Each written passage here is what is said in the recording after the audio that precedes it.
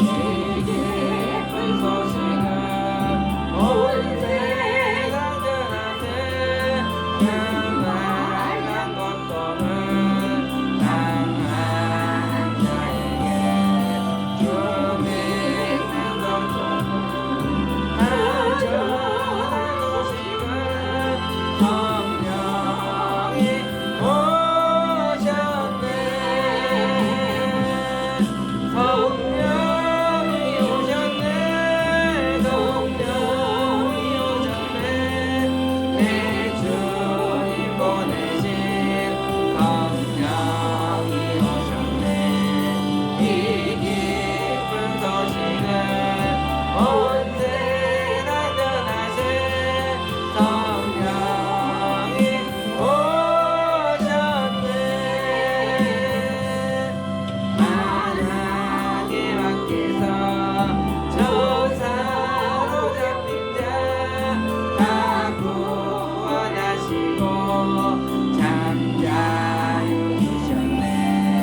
승리의 노래가 온 성에 들리니 성령이 오셨네. 성령이 오셨네. 성령이 오셨네. 내 주님 보내신 성령이 오셨네. 이 기쁜 소식은 온 세상 전하세 성령이 오셨네. 한없는 사랑과 그 크신 은혜를 늘 의심하면서 안 믿는 자에게 내 작은 힘으로 고침을 하리니 성령이 오셨네. 성령이 오셨네. 성령이 오셨네. 내 주님 보내신 성령이 오셨네. 이 기쁜 소식은 온 세상 전하세 성령이 오셨네.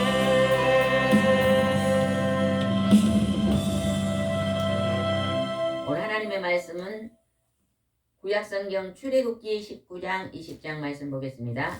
출애굽기 19장 20장 말씀입니다. 여수 성령 치유센터에서는 현대인의 성경으로 예배를 드립니다. 19장 1절 2절 말씀 한번 읽어보겠습니다. 이스라엘 백성은 이집트를 떠난 후 3월 1일에 시나이 광야에 이르렀다. 그들은 느비딤을 떠나 시나이 광야에 들어가서 시내산 앞에 천막을 쳤다. 하나님께서 이스라엘 백성에게 가나안을 주신다고 약속을 했습니다.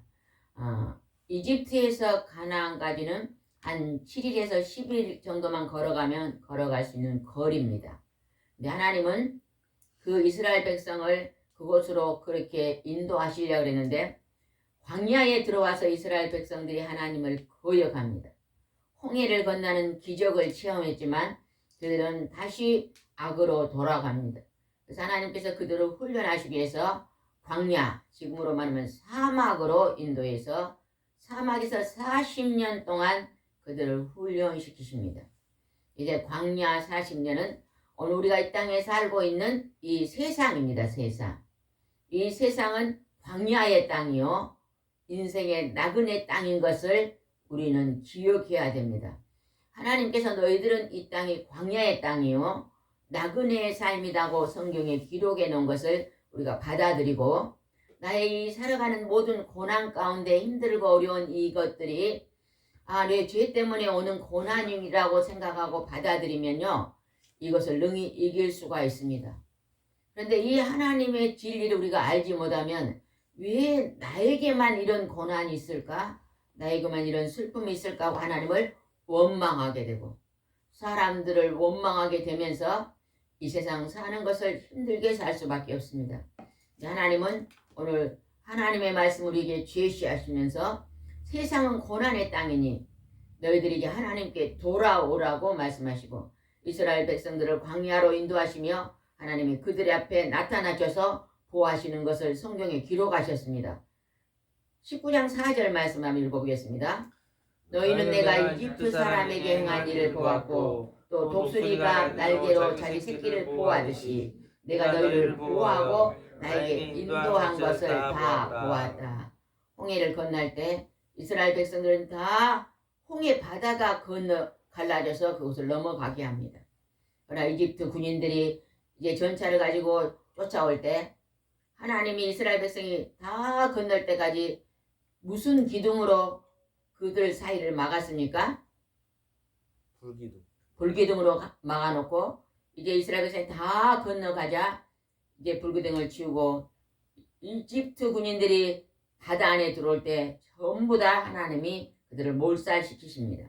그때 하나님께서 자기 이스라엘 백성들을 독수리가 날개로 새끼를 보호하듯이 보호했다고 지금 말하고 있습니다. 우리가 하나님을 의지하고 믿으면 우리는 우리의 사는 모든 순간순간을 하나님 우리를 보호하시고 우리를 이끌고 가시는 것을 우리는 알 수 있습니다. 근데 하나님은 이스라엘 백성에게 조건을 주셨습니다. 그게 무엇인가 보겠습니다. 5절입니다. 만일 너희가 내 말을 잘 듣고 내 계약을 지키면 너희가 모든 민족 가운데서 나의 소중한 백성이 될 것이다. 온 세상이 다 내 것이지만 너희는 특별히 나에게 제사장 나라가 되고 거룩한 백성이 될 것이다. 하나님은 하나님의 말씀을 잘 듣고 하나님이 우리에게 내렸던 10계명 10가지의 계명을 잘 지키고 율법 613개의 율법을 잘 지키면 너희들은 하나님의 거룩한 백성이 될 것이라고 말하고 있습니다. 나라에도요 나라법이 있습니다. 나라법을 지키지 아니하면요 우리가 징계를 받듯이 하나님의 법도 잘 지키는 자가 그만큼 많은 하나님의 은총을 입을 수 있는 것입니다. 그러나 우리는 그 하나님의 법을 100% 지킬 수 있다고요 없다고요? 없습니다. 절대 100% 지킬 수가 없습니다. 만약에 하나님 말씀을 100% 지킬 수 있는 사람은요 언제나 마음이 평안할 것이에요. 그러나 우리는 때로는 편안했다가 때로는 슬펐다가 때로는 힘들었다가 때로는 화가 났다가 때로는 괴로웠다가 하는 이렇게 마음의 요동함이 있잖아요. 그것은 우리가 하나님 말씀을 온전히 지킬 수 없다는 증거입니다. 증거. 우리가 우리 마음에 힘들고 어렵고 무겁고 괴로운 것이 있으면 그 모든 것을 하나님 앞에 가지고 나와서 하나님 앞에 우리가 해야 될 일이 있습니다. 그게 무엇인가 보겠습니다. 10절입니다. 여호와께서 그에게 말씀하셨다. 너희 백성들은 가서 오늘과 내일 그들은 성결하게 하라. 그들은 각자 옷을 빨고 3일째 되는 날을 위해 준비한다. 내가 그날의 모든 백성들이 보는 가운데 시내 산에 내려오겠다. 하나님은 거룩하시고 선결하시고 정직하신 분이십니다. 그래서 하나님은 우리 하나님 앞에 나갈 때 우리 마음이 깨끗해야 됩니다. 성결해야 됩니다. 그런 날마다 우리를 지혜를 먹고 마시고 살고 있는데 어떻게 해야 성결해지죠? 회개의 기도를 해야 됩니다. 우리의 마음을 청소해야 된다는 것입니다. 늘 날마다 마음을 청소하는 자세로 날마다 살아가 보세요. 그러면 여러분의 마음이 훨씬 더 쉼을 얻을 줄 믿습니다. 하나님께서 이제 이스라엘 백성들을 만나주신다고 합니다. 3일째 되는 날을 준비해라. 하나님이 이제 내려오실 날을 준비하라고 합니다. 지금은 6일 동안 너희들이 세상에서 일하되 제7일 주일날은 모든 일을 중지하고 하나님 앞에 나와 하나님께 영육간의 복을 받을 준비하라는 오늘은 거룩한 날이잖아요. 그죠? 영육간의 복입니다. 이 땅에 살고 있는 모든 사람은요 열심히 살면 육적인 복을 받습니다. 뭘 먹을까 마실까 입을까의 복을 받습니다. 그러나 하나님을 모르는 사람은 영적인 복은 없습니다. 그 영적인 복은 영원히 잘됨 같이 범사가 잘되는 우리 영이 죽지 않고 영원히 영생하는 천국에 들어가는 복입니다. 하나님 우리 인생의 끝날 그 복을 주실 것을 약속하고 있습니다. 3일째 되는 날 하나님 어떻게 나타나는가 보겠습니다. 16절입니다. 3일째 되는 날 아침에 천둥 소리가 나고 번개가 치며 빽빽한 구름이 산을 덮은 그 가운데 큰 나팔 소리가 들려오자 야영지에 있는 백성들이 모두 두려워 떨었다. 구약에는 하나님이 나타나실 때 하나님이 천둥 소리가 났다 그럽니다. 번개가 치고 빽빽한 구름이 산을 덮고 큰 나팔 소리가 하늘에서 나며 하나님이 그곳에 임재하시니까 그 백성들이 모두 두려워 떨었다고 말합니다. 하나님은 영이신데 영적인 하나님이 지금 이스라엘 백성들 앞에 나타나신 것을 볼 수 있습니다. 구약 성경에는 하나님이 수없이 백성들에게 나타나 보이셨습니다. 홍해를 가르실 때도 하나님이 나타나서 역사하시는 것입니다. 하나님의 능력을 발휘하셨던 것입니다. 근데 이렇게 하나님이 나타나셔서 하나님이 그들에게 뭘 말씀했는가 한번 보겠습니다. 24절 한번 보겠습니다. 여호와께서 이렇게 대답하셨다. 너는 내려가서 아론을 데리고 올라오느라. 그러나 제사장들과 백성들은 경계선을 넘어 나에게로 올라오지 못하게 하라. 그렇지 않으면 내가 그들을 죽일 것이다. 하나님은 시내산에서 이제 모세를 만나 주시고 그 모세를 통해서 십계명 아주 일생 동안 지켜야 할 10가지의 가장 귀한 계명을 주십니다. 여러분이 십계명은요 매일매일 묵상하시고 이 말씀대로 여러분이 산다면은 여러분이 만사 형통의 복을 받을 것입니다. 십계명 20장 1절 한번 읽어보겠습니다. 그 하나님은 이렇게 말씀하셨다. 나는 종살이란 너희를 이집트로 인도해낸 너희 하나님 여호와이다. 너희는 와 외에 다른 신을 섬기지 말라. 이거는 하나님이 이렇게 말씀해 모세에게 귀로 직접 음성을 들려주신 것입니다. 오늘 제가 이렇게 음성으로 하나님 말씀을 여러분에 전달하는 것처럼 하나님의 음성이 이제 공중에서 하나님의 음성이 들리면서 이제 명령을 합니다. 첫 번째 계명을 주십니다. 모세에게 주시는 것입니다. 너희는 나 외에 다른 신을 섬기지 마라. 우리 인간을 만들고 이 세상 모든 걸 창조하신 창조주 하나님만 섬기라. 우리가 학교 다닐 때 구석기 시대에는 사람들이 옷도 안 입고 집도 이상하게 짓고 토굴 같은 데서 신발도 안 신고 그렇게 산다고 말을 해요. 그리고 점점점 사람들이 문명이 되어서 이제는 신발도 신고 도구를 다루고 지금은 현대인처럼 산다고 얘기를 합니다. 근데 우리가 가끔 가다가 이렇게 보면은 아프리카 깊은 곳에 아직도 신발을 안 신고 그렇게 사는 사람들이 있잖아요. 그죠? 가끔 보잖아요. 그죠?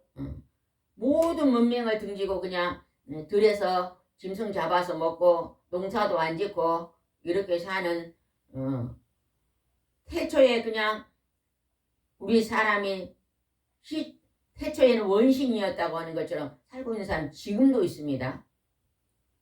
그렇다면 어떻게 틀리잖아요. 그러나 하나님은요 창세기 말씀에 아담을 창조하시고 그에게 이 땅에 있는 모든 생물체를 이름을 지키 하셨다고 말씀하셔요. 그리고 그가 하나님의 지혜를 받아서요 그냥 지혜롭다고 말하고 있습니다. 그리고 조금 있으면 사람들이 이제 금도 다르고 은도 다르고 도구도 다르고 이제 모든 것을 만들어 쓰는 비단을 짜고 이런 놀라운 일들을 합니다. 이것은요 사람은 하나님의 형상을 닮은 하나님의 지혜를 가진 모든 이 땅에 있는 모든 것을 다스릴 수 있는 사람으로 하나님 만들었다는 우리는 알 수 있습니다. 근데 하나님께서 나 외에 다른 신을 섬기지 말라. 이 땅에는 귀신이 있습니다. 귀신. 제가 얼마 전에 방송을 통해서 한번 봤는데 어느 나라인가 얼른 생각이 안 나네요. 동남아 쪽이었던 것 같은데 이렇게 막 우상을 엄청나게 젊은이들이 만들더라고요. 도깨비 같은 것도 만들고 막 손이 10개인 것을 만들고 막 그 형상이 완전히 절간에 가면 그 염라대왕 그림 같이 막 만들어 가지고 전부 다 사람고 하루 무슨 축제를 하더라고요. 그래가지고 그거를 막 온 백성들이 가서 바닷가에 가서 그거를 띄워요. 물을 담그고 띄우면 하면은요. 그때 막 귀신이 내려가지고 사람들이 막 뒹굴대요. 그들이 이렇게 말해요. 왜 이런 행사를 하냐 그러니까요. 왜 막 이렇게 잡귀들이 있는데 우리는 잡귀를 이길 수가 없으니까 잡귀들과 같이 산다는 거예요. 그래서 그들을 그냥 그 잡귀들을 경배하는 것입니다. 근데 바닷가에서 막 뒹굴고 귀신이 내려가지고 우리나라 점쟁이들이 귀신이 내려서 점을 치는 것처럼 그런 막 행사를 하는데요. 정말로 하나님이 없는 나라를 한번 봤습니다. 그 나라에 복음이 들어가야 될 텐데 이런 생각이 들었습니다. 나 외에 다른 신을 섬기지 마라. 첫 번째 하나님만 섬기라는 것입니다. 이 세상에는요. 사탄 마귀 귀신들이요. 다 지배하고 있습니다. 각 나라를 지배하고 있습니다. 잡신입니다. 잡신. 그 잡신들에게 어떤 데는 나무에 붙어있고 어떤 데는 뭐 바닷가에 붙어있고 수없이 많잖아요. 그러나 하나님은 하나님만 섬기라고 말합니다. 오늘 하나님을 섬길 수도 하나님과 예수 그리스도가 믿어지는 사람은 성령의 하나님이 내 안에 찾아오셨기 때문에 믿어지는 것입니다.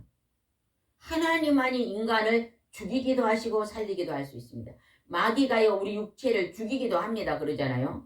선교사님들이 이 땅에 왔을 때 그 우리나라 잡신들이 있는 그 사람들이 선교사들 죽였잖아요. 육신은 죽였어요. 그러나 영혼은 죽이지 못합니다. 하나님은 영혼을 죽이기도 하고 살리시는 분이 하나님의 신이라고 말합니다. 4절을 보겠습니다. 너희는 하늘이나 땅이나 땅 아래 물속에 있는 어떤 것의 모양을 본떠 우상을 만들지 말며 그것에 절하거나 그것을 섬기지 말아라. 나 여호와 너희 하나님은 질투하는 하나님이다. 그래서 내가 너희를 미워하는 자를 벌하고 그의 죄에 대해서 그 자손의 3대까지 저주를 내리겠다. 그러나 나를 사랑하고 내 계명을 지키는 자는 그 자손 수천 대까지 사랑을 베풀 것이다. 하나님이요 하늘이나 땅이나 땅의 물속에 어떤 모양도 붙어도 우상을 만들지 마라. 어떤 형상을 만들어 세우지 마라. 제가 예전에 들으니까 천주교는요 제2계명이 없다 그러는데 맞나요? 지금 제2계명을 우리가 방금 우상을 만들지 말라.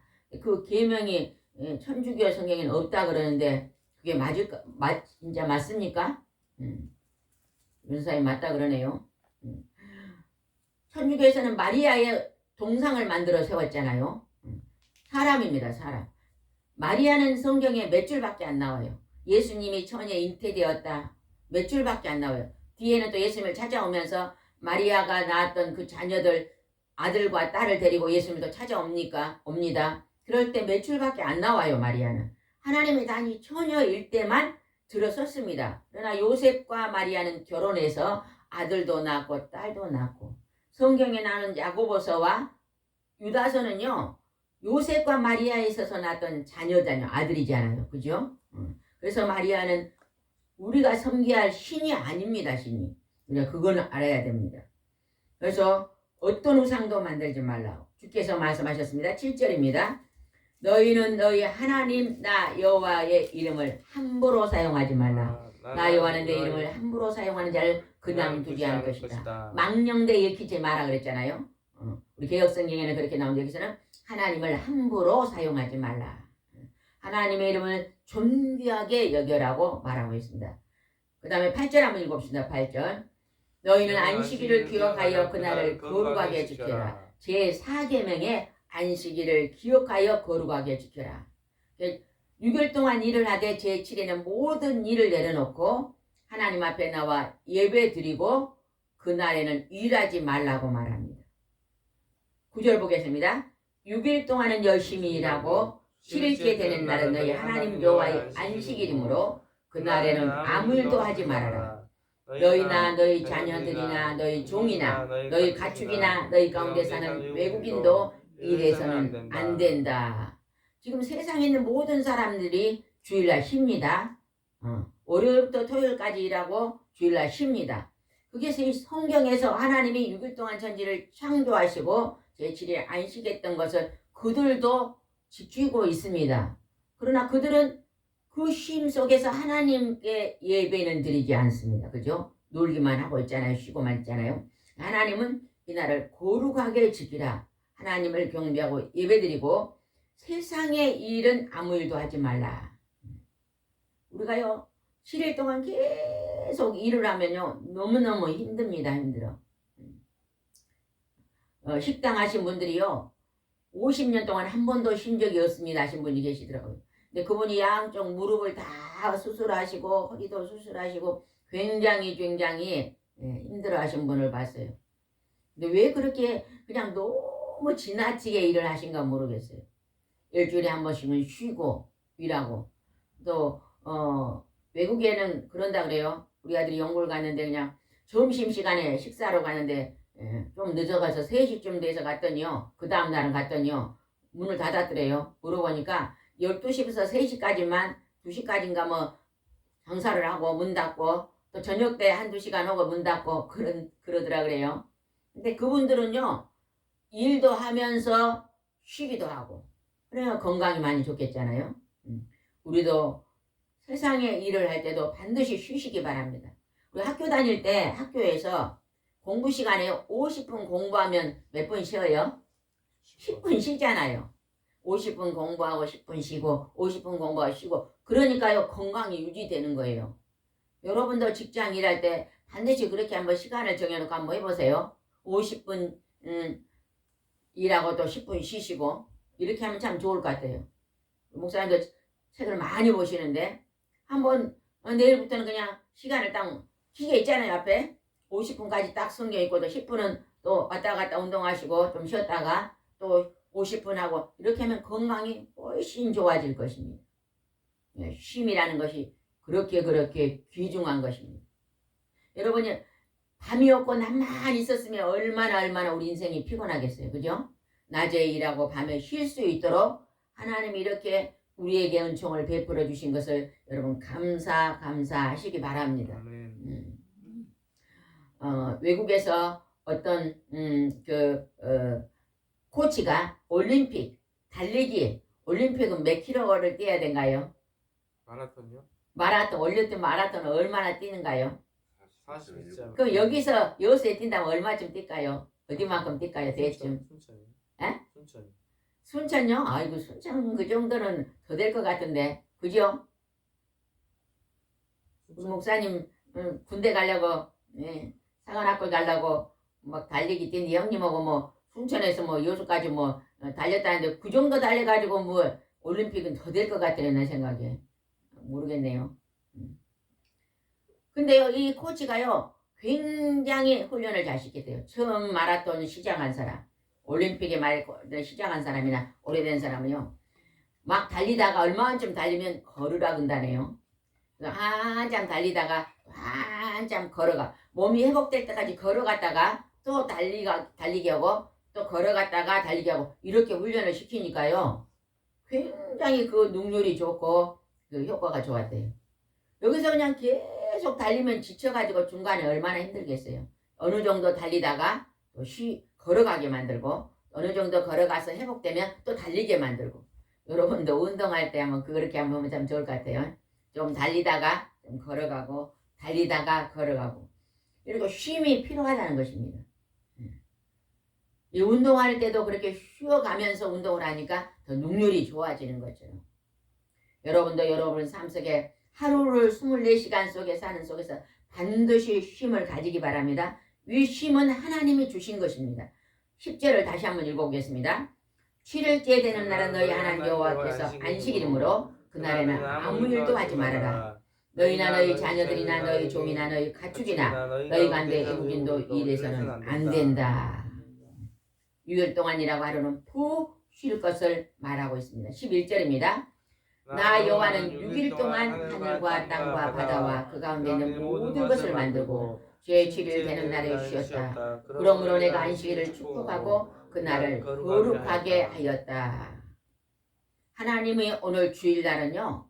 하나님의 날은 거룩한 날이요. 이 날은 영육간의 축복을 우리에게 허락해 주시는 날입니다. 하나님의 생명의 말씀. 하나님의 말씀은요. 특별한 사람들에게만 임해 있습니다. 어떤 목사님이 그러더라고요. 천대일이다 그래요. 우리가 이곳에 10명이 앉아 있으면요. 천대일이면 몇 명에서 10명을 뽑은 거예요? 10,000명. 10,000명인가요? 1,000대 1명을 뽑는데 1,000명이 지옥으로 향하는 데서 1명을 뽑아 천국으로 올라간다 그러더라고요. 그렇게 그 은총을 입는 그 숫자가 많지 않습니다. 또 목사님이 하나님 영을 열어보는데 구름대처럼 소풍 가는 것처럼 사람들이 가더래요. 그래서 어디로 가는 물이냐 하니까 지옥을 향해 가는 물이다. 근데 천국에 가는 데는 드문드문 한 명이 있더래. 여기 한 명 있으면 저기 한 명 있대. 여러분 한번 생각해 보세요. 오늘 주일날이니까요. 막 백화점이나 음식점이나 산이나 들이나 외국의 여행지는요. 사람들이 엄청 많습니다. 그랬잖아요. 그런데 하나님의 교회는요. 얼마 많이 앉아있지 않잖아요. 그 작은 무리수가 하나님 안에 들어온 것입니다.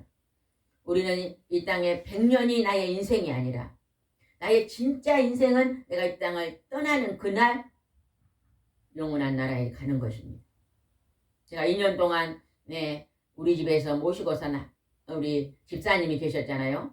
집사님이 몇 년 전에 암이 걸렸는데 하나님이 그냥 통증이 없게 하시고 또 몇 년을 살게 하셨는데요. 얼마 전에 돌아가셨대요. 뒷날까지 그냥 전날까지 사람들이 다 보고 있는데 저녁에 그냥 목욕탕에서 넘어져가지고 그 뒷날 아침에 보니까 돌아가셨대요. 이 앞전에 제가 안 믿는 우리 아시는 분의 친척이요. 할머니가 90인데 막 목욕탕에서 넘어져가지고 다시 병원에 입원해갖고 수술하고 막 몇 달 동안 고생하고 온 가족이 고생하고 그러고 돌아가신 분이 계셨거든요. 우리 집사님 그냥 전날 그냥 사람들 다 만나고 자식들도 만나고 목욕탕에서 그냥 넘어졌는데 아침에 가보니까요 돌아가셨더래요. 자식들도 고생시키지도 않고 암이 걸렸으니까 몇 년 동안 그냥 자식들이 날마다 돌아보고 옆에 집사님은 나는 반드시 천국 갈라네. 나는 어떤 일이 있어도 천국 가네 막 그랬다네요. 근데 그냥 밤새 안녕 천국에 가셨잖아요. 90이 다 돼가는 나이에 가셨으니까 복된 하나님의 인도하심이잖아요. 너무너무 고생도 안 하고 하나님 불러주셔서 얼마나 감사한지 모릅니다. 그날을 준비했으니까 우리가 슬프지 않잖아요. 그죠? 조금 있으면 우리 전사님 그 말 듣고 마음이 안 좋아가지고 막 힘들다 그래서 왜 그냥 이렇게 이제 살아서 못 보니까 아이고 살아서 못 봐도 이제 얼마 있으면 천국 가면 볼 텐데 이제 우리가 감사하자고 다시 마음을 해보겠습니다. 12절 한번 읽어봅시다. 시작. 너희 부모를 공경하라. 그러면 너희 하나님 나 여호와께서 너희에게 줄 땅에게 너희가 오래오래 살 것이다. 1계명에서 4계명은 하나님 요 하나님을 경배하라는 것이었습니다. 그러나 인간계명의 첫 계명은 부모님을 공경하라. 부모님이 살아계시면요 적어도 일주일에 한 번씩 꼭 문안 인사를 하시기 바랍니다. 가까이 계시면 찾아보지만 먼 곳에 계시면요 주일마다 부모님께 인사하면 얼마나 좋겠어요? 잘 계십니까? 부모를 공경하라고 합니다.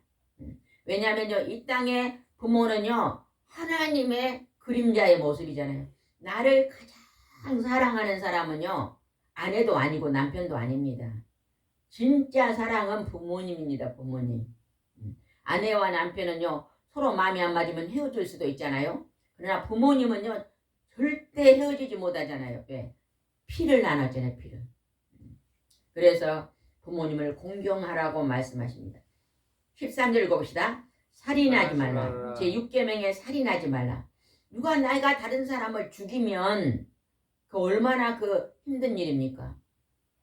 우리가 때로는 그냥 불의하게 그냥 운전하고 가다가 다른 분을 사고로 보낼 수는 있어요. 그건 내가 고의가 아니잖아요. 그렇지만 내가 뭐 고의적으로 다른 사람을 죽이지 말라. 그리고 또 신약에 와서 예수님은 다른 사람을 미워하는 것도 살인이다 그랬거든요. 우리가 얼마나 가끔 가다 미워를 합니까? 그게 살인이다. 미워하는 것도 하지 마라. 하나님이 이렇게 말씀하고 계십니다. 14절입니다. 간음하지 말아라. 제7계명에 간음하지 말아라. 여러분요 간음하지 말라는 말을요 이게 없었다면요 굉장히 무질서할 거예요. 그죠? 부부가 결혼해가지고 옆집으로 가버리면 애기들은 어떻게 되겠어요? 때로는 우리가 우리나라가 지금 이혼율이 막 젊은이들이 50%다 그래요. 그러니까 혼돈이 오잖아요. 혼돈이. 한번 생각해 보세요. 결혼해가지고 헤어지면요, 둘이 다요 칼로 이게 가슴을 찢는 상처를 받습니다. 그 상처가 쉽게 없어지지 않아요. 굉장히 오래오래 가고 자녀들도 상처가 있잖아요. 하나님은 그 상처를 이미 아셨어요. 그래서 할 수만 있다면 너희들이 이제 결혼을 파기시키지 말아라. 그 상처를 입고 고통하지 말아란 말이잖아요. 우리가 이 하나님의 말씀을 잘 지킨다면 우리 인생에 큰 상처 없이 축복의 길로 나아갈 줄 믿습니다. 15절을 읽어보겠습니다. 도둑질하지 말아라. 우리가요, 남의 것을 자꾸 훔친다면 우리가 어떻게 불안해서 살겠어요? 내가 밭에다가 그냥 고구마 심었는데 누가 밤에 다 캐가버리면 얼마나 힘들겠어요. 그죠? 그냥 내가 밖에 나갔더니 누가 와가지고 막 자물쇠를 막 끌러가지고 그냥 살림을 다 가져간다 뭐. 그럼 얼마나 힘들겠어요. 도둑질하지 말라. 그러니까 남에게 피해를 주지 말라고 지금 하나님 말합니다. 16절 읽어봅시다. 내 이웃에 대하여 거짓 증거하지 마라. 제 9계명이 거짓 증거하지 마라. 다른 사람을 모함해가지고 다른 사람을 힘들게 하지 말아라. 거짓 증언하지 말아라. 거짓말을 하지 말아라는 것입니다. 거짓말은 여기서 하나님이 하지 마라 하지 마라 하지 마이 굉장히 많이 나오네요. 근데 아까 제 5계명의 부모를 공경하라 그러고 안식일을 그렇게 지켜라 그러고 그 외에 하지 말라는 건 참 많네요. 하지 말라는 것도 사랑입니다. 사랑. 너희가 하나님을 사랑하고 내 곁에 있는 사람을 사랑하라고 하기 아님으로 말미암아 그 괴롭히는 일은 하지 말라고 말합니다. 17절 한번 읽어보겠습니다. 너희 이웃의 집을 탐내지 말아라. 너희 이웃의 아내나 종이나 소나 낙이나 너희 이웃의 소유한 그 어떤 것도 탐내서는 안 된다. 제 10계명에 이웃의 것을 탐내지 말아라. 다윗 왕이 누구의 아내를 탐냈습니까? 밧세바. 우리아의 아내를 탐내고 우리아를 죽이고 그 아내를 아내로 삼았어요. 그랬더니 하나님이 나단 선지자를 통해서 책망했잖아요. 그리고 그 둘 사이에 아들이 나니까 하나님이 죽여버리잖아요. 그죠? 벌로 죽입니다. 그러면서 너는 왜 범죄했냐? 너 살인했냐고 하나님이 책망하십니다. 다윗이 그 사건 때문에요. 굉장한 그 집에 힘들고 어려운 일이 벌어집니다. 우리가 할 수만 있다면 우리는 하나님의 이 10가지 계명을 지킬 때에 평강의 복이 올 줄 믿습니다. 그러나 우리는 살아가면서 이 다 지킬 수가 없어요. 어떻게 거짓말 안 하고 살고 어떻게 우리가 뭐 남을 미워하지 않고 살고 어떻게 주의를 막 온전히 지키고 살 수 있겠습니까? 못합니다. 못해. 그러나 우리가 할 수 있는 것은 성령님을 의지할 때 하나님의 도우심 속에서는 그게 가능합니다. 내가 또 넘어졌다가 다시 일어서기를 하나님은 원합니다. 그래서 여러분이 혹시 내가 잘못해갖고 넘어져가지고 일생 동안 그 잘못한 것을 끙끙 앓고 살지 마시기 바랍니다. 이제 하나님 앞에 와서 그 문제를 내려놨으면 다시 벌떡 새롭게 일어나서 새 힘을 가지고 새 능력을 가지고 새 권세를 가지고 새롭게 일어서기를 바랍니다. 다윗 왕은요 그렇게 하나님 책망했으나 그 아들이 죽고요. 아들이 죽으려고 하니까 살려달라고 금식을 했습니다. 아들이 죽고 나니까 금식을 중지합니다. 왜 중지합니까? 그러니까 이미 하나님이 살았으니 살려줄 줄 알고 내가 금식했지만 하나님이 데려갔으니 이제 나는 다시 벌떡 일어나서 다시 회복하리라. 우리가 죄악의 자리에 넘어진 자리에서 때로는 실수하지만 우리는 그 실수의 자리에서도 다시 하나님을 붙잡고 의지하고 일어나야 됩니다. 하나님은 사랑의 하나님이십니다. 우리 부모가요 어려서 우리가 잘못하면 매를 들고 때립니다. 그러나 우리가 잘못했다고 부모한테 이제 용서를 빌면요 매 때 때리지만 다시 매를 놓고요 다시 상처도 만져주시고 다시 맛있는 것도 해주면서 다시는 그러지 말아라 하면서 다시 사랑해 주시잖아요. 하나님도 똑같이 그렇게 우리를 용서하시고 사랑하고 계십니다. 그래서 우리가 지은 모든 죄, 과거와 현재의 모든 죄를 용서하시기 전에 예수님을 하나님의 아들 2025년 전에 이 땅에 보내셔서 그 십자가에서 내 죄 때문에 죽게 만드시고 다시 부활하시고 승천하시고 예수님의 마지막 죽기 전에 다 이루었다. 너희들의 죄를 다 용서해 놓았다. 너희의 질병을 다 치료해 놨다. 이제 너희가 믿음으로 돌아와라. 믿고 다시 회복해라고. 다시 구원의 반일 안에 들어와라. 영생의 나라에 들어오라고. 우리를 회복해 놓으신 것을 우리는 알아야 됩니다. 이제 우리는 이 사랑의 하나님, 성부와 성자와 성령의 하나님이 오늘 여러분과 함께 계십니까? 함께 계십니까? 아멘. 여러분이 하나님 앞에 나왔잖아요. 하나님 사랑합니다. 고백할 때 하나님 여러분 함께 계신 것입니다. 그러므로 여러분을 일생 동안 여러분 끝날까지 영원한 나라까지 여러분을 인도해 가실 줄 믿으시기 바랍니다. 기도드리겠습니다. 좋으신 하나님 아버지, 하나님은 사랑의 하나님이십니다. 오늘 우리에게 하나님의 사랑과 이웃을 사랑하며 살라고 10가지 계명을 주시며 이 계명은 서로서로 상처를 주지 말고 아픔을 주지 말고 서로서로 행복하게 살으라고 주는 하나님의 축복의 법입니다. 우리가 이 법을 지킴으로 인해서 하나님 아버지 이 땅에서 평강의 삶을 살 줄 믿습니다. 하나님은 6일 동안 너희가 열심히 일하지만 제7일에는 너희들은 안식하고 거룩한 날 거룩한 예배를 드리며 너희가 쉼을 얻으라고 말씀하십니다. 오늘 하나님의 말씀으로 일주일 동안 내가 상처받았던 힘들고 어려운 괴로운 마음들을 다 하나님 앞에 내려놓고 마음의 쉼을 얻을 수 있도록 도와주시고 육체의 강건함을 회복할 수 있도록 인도해 주시옵소서. 오늘 함께 하시고 인도할 줄 믿사옵고 예수님의 이름으로 기도드리옵나이다. 아멘.